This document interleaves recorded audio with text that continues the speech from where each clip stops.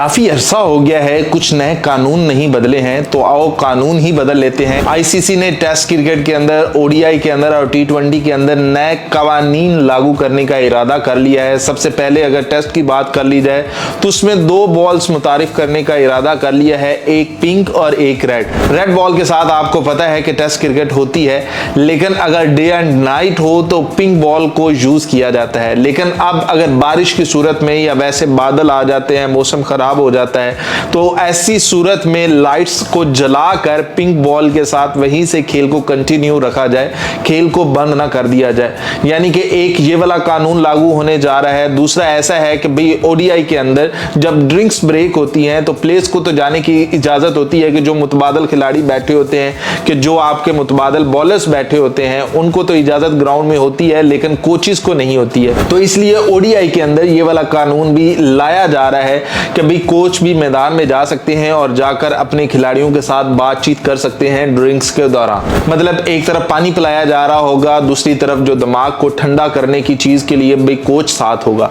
फिर उसके अलावा टी20 के अंदर भी एक कानून बदला जा रहा है कि भाई वहां पर जो 20 मिनट का वक्फा है उसको कम करके 15 मिनट या 10 मिनट का कर दिया जाए। यानी जो इनिंग ब्रेक होती है या फिर जो ड्रिंक्स ब्रेक होती है उसके अंदर भी जो वक्फा है वो कम कर दिया जाए। मतलब अभी इसी तरह के कानून बदले जा रहे हैं। कोई अंपायरिंग के हवाले से एक कानून ऐसा आ रहा है कि भाई डायरेक्ट ही अंपायर्स को हॉक्स आई, वो जो आप एलबीडब्ल्यू है उसकी या फिर व्हाइट बॉल की भाई दस्ती आपको अंपायर को नजर आ रहा हो कि भाई ये बाहर है, या इस तरह की नई टेक्नोलॉजी जो है वो अंपायर्स को देने का सोचा जा रहा है कि भाई वो मैदान के अंदर ऑन फील्ड जो अंपायर है वहीं पर वो फैसला कर सके। इतना जो डिले होता है वो ना हो कि आपने चेक किया होगा कि आईपीएल के अंदर एक सिर्फ व्हाइट बॉल को चेक करने के लिए 10 मिनट लग जाते हैं, नो बॉल को चेक करने के लिए 6-6, 7-7 मिनट लग जाते हैं। तो आईपीएल के अंदर तो थर्ड अंपायर के पास चले जाते हैं व्हाइट बॉल के लिए भी, फिर नो बॉल के लिए भी।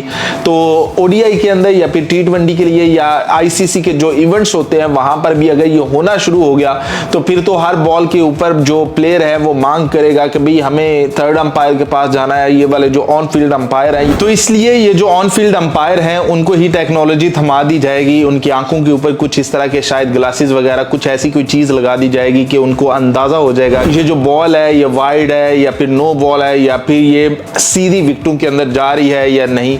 क्योंकि सबसे ज्यादा मसला जो होता है वो अंपायर कॉल का हो रहा होता है, तो उससे भी बचने के लिए ये बहुत कारेआमद साबित होगा। तो देखना ये होगा कि पहले जो मोहसिन नकवी है ये उस मीटिंग में जाता है जहां पर ये सारी चीजें डिस्कस होनी है, क्योंकि वो इंडिया में होनी है।